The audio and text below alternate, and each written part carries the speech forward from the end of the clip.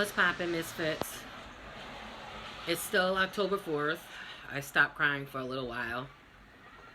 Um, I just wanted to put this out there that I'm not trying to claim that I'm asking for Mother of the Year award. I'm not asking for the Mother of the Year award because I know that probably to a child or to my children, should I say to my children, I probably wasn't the best mother. You know, I can't, all I could say is that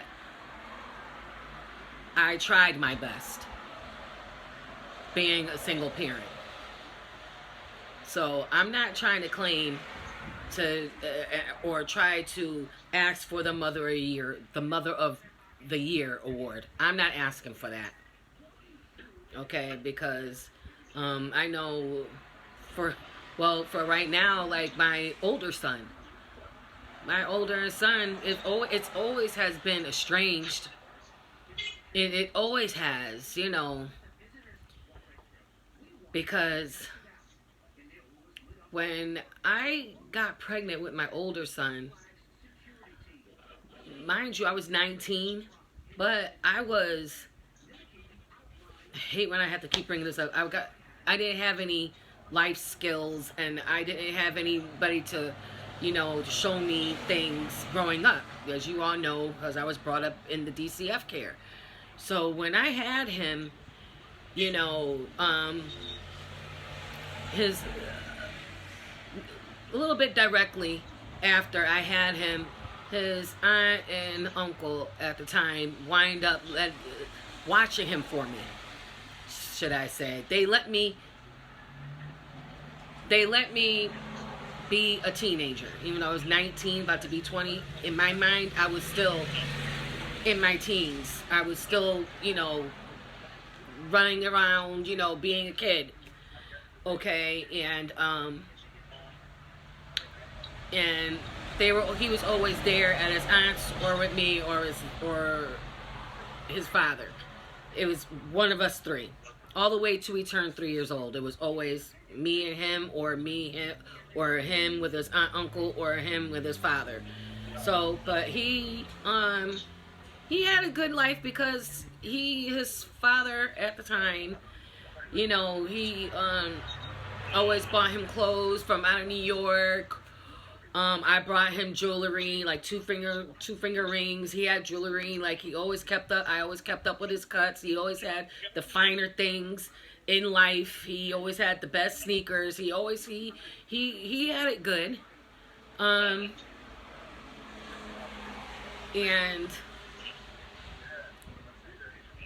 as I could say, he's very, as a child all the way up to now, but that he was a smart kid. He knew his name, his alphabet, where he lived, our telephone number, everything. And but right now, and as he got older, being a teenager, he rebelled. But I was okay with that, because I could tell you one of the times when he had, I got a call from the school, and the school said that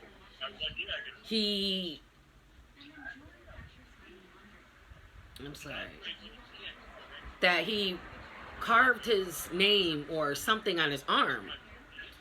And when I got to the school, I looked at him and I said, Michael, shh, I'm going to act like I'm going to yell at you. But look, Mommy did the same thing too.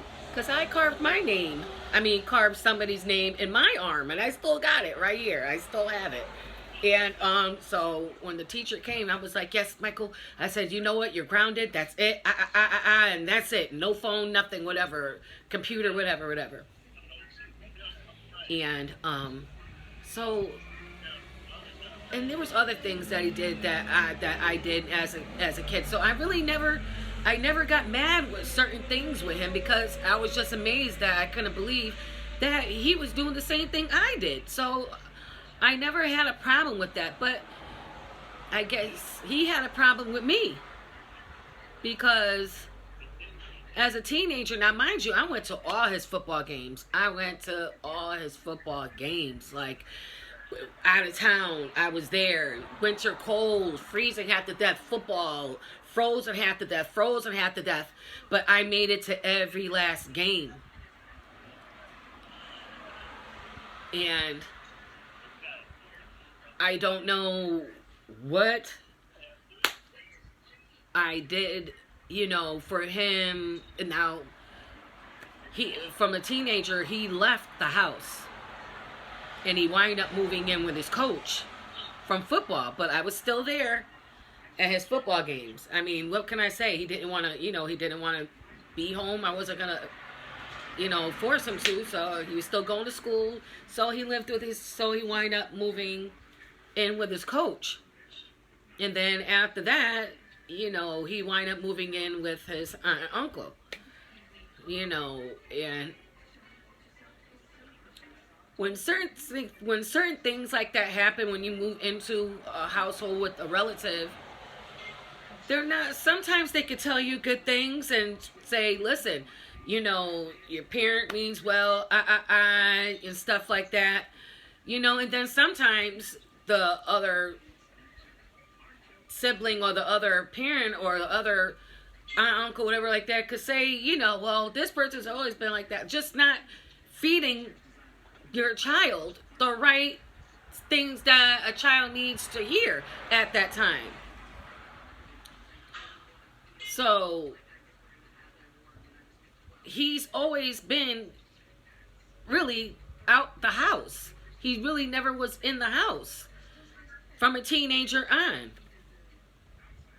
And I don't know, you know, I mean, I've asked, you know, what is it? You know what I mean? Let's fix this. But I also believe in space. Let me give you some space, because whatever it is, what's going on, you need to, I'm just going to leave it alone until you have, you know, give your space until you're ready to want to talk. Now, I've done that, you know, with my son, and he doesn't want to have a relationship with me. That's the truth. And I remember years ago when I had all my children, and I remember him telling me that he was mad when he said it, but he said that everything was better when it was just you and me. Then he had all my brothers and sisters, and then I got pushed behind. And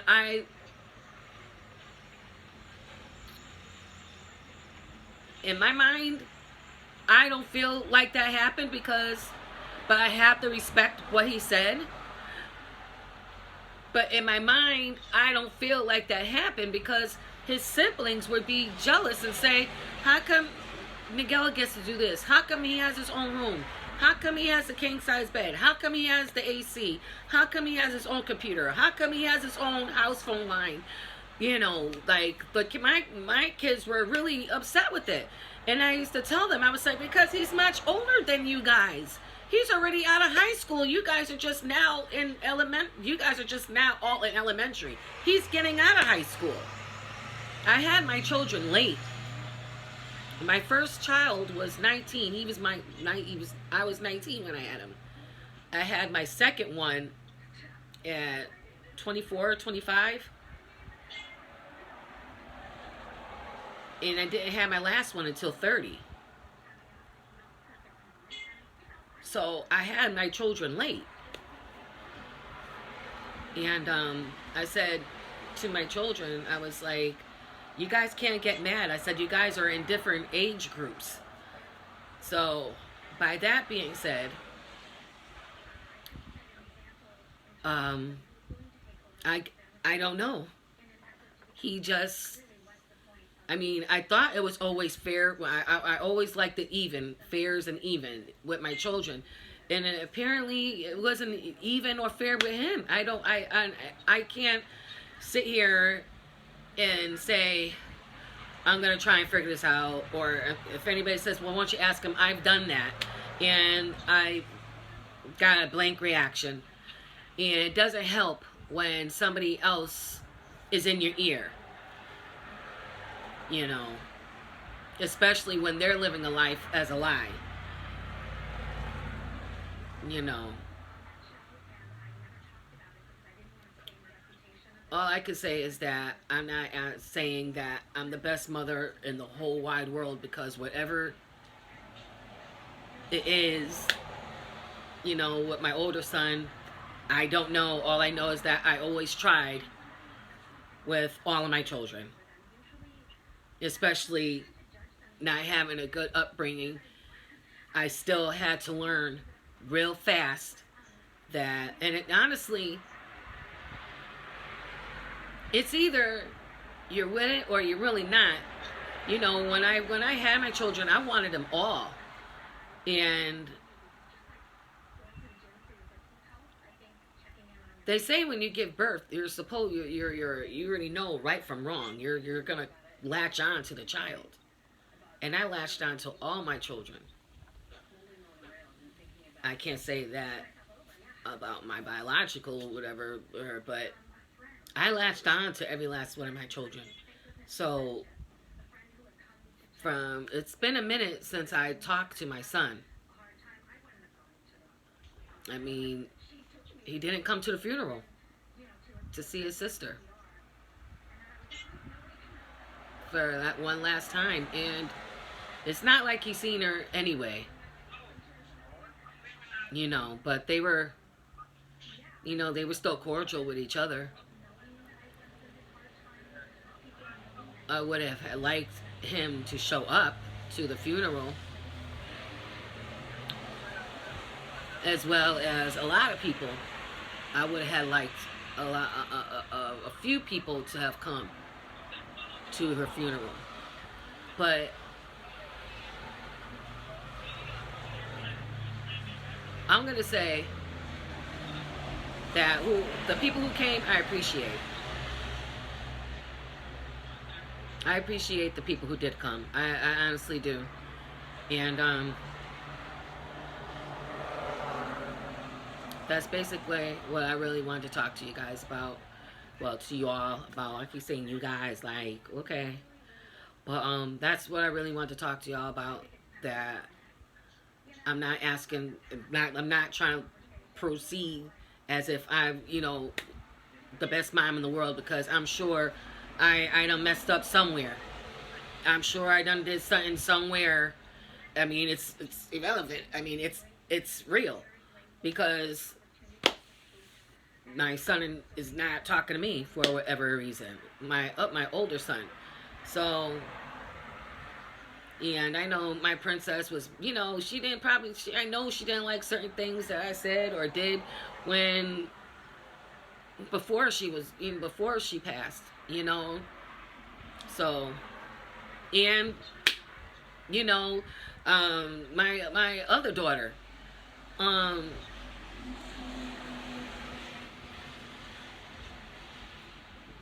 we're on and off, on and off, on and off, on and off. But here's the thing, I've always stayed the same. I'm not the type of person to be on and off. I stay the same. And I've always asked God, what can I do? What do I need to do to make myself better? Just like I knew that in my mind I had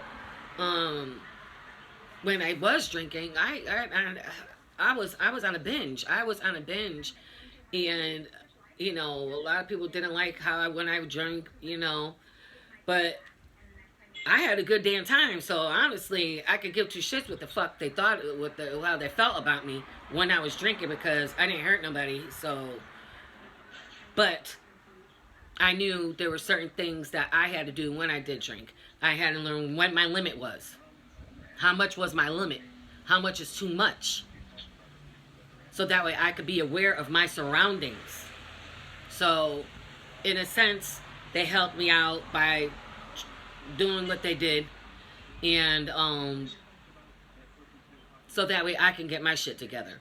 Because as I told you before, when I was on that binge, my best friend was murdered, my daughter's father.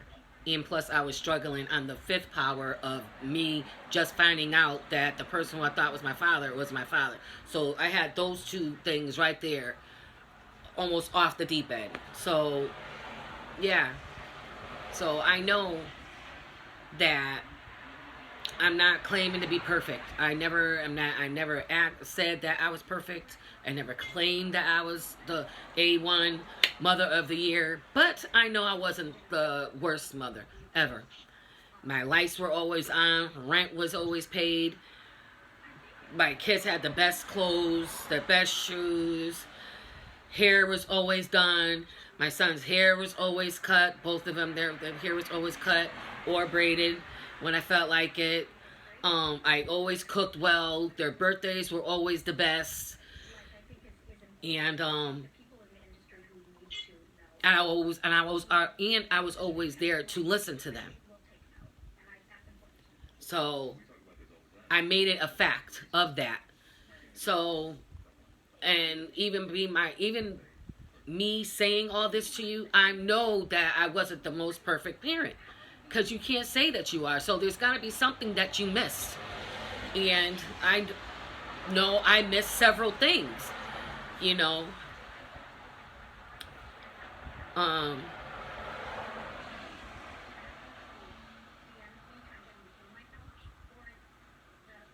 That's basically it.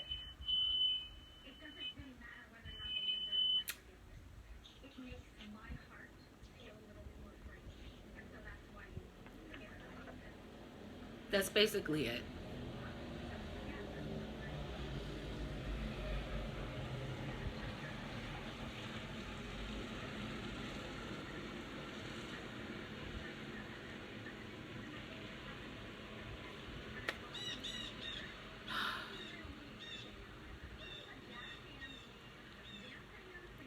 When you get a certain age and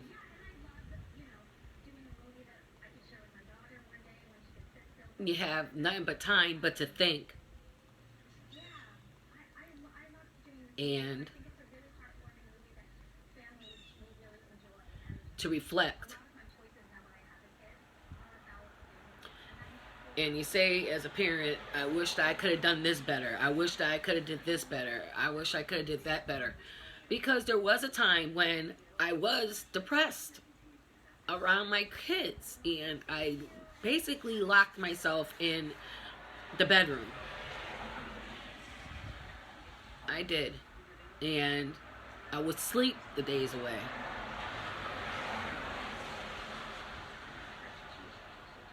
And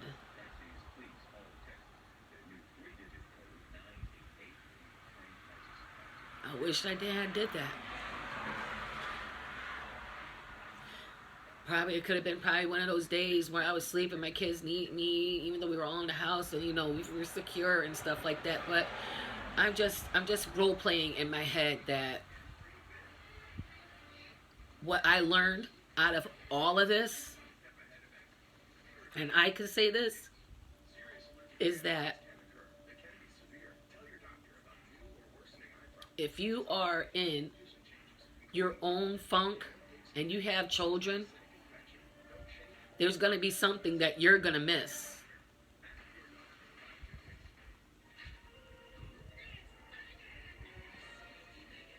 If you're caught up in your own, I'm not going to say drama, because there was never that. If you are caught up in a depression and it's really black, it's really hardcore, you're going to miss something out of from your children. You are going to miss something. Especially if you're a single parent. You can't see everything.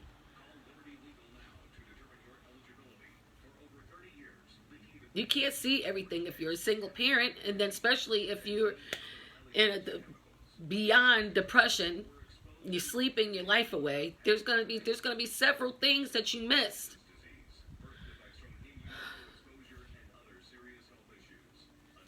That's what I learned. And I wish that I could take it back of the depression that I had, so I wouldn't have missed nothing from my children.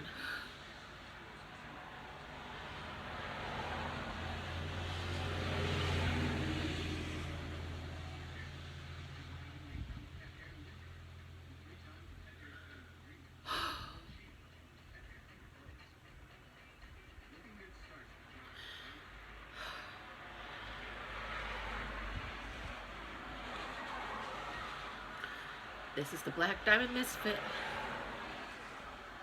This is my story, and I'm the only one that could tell it.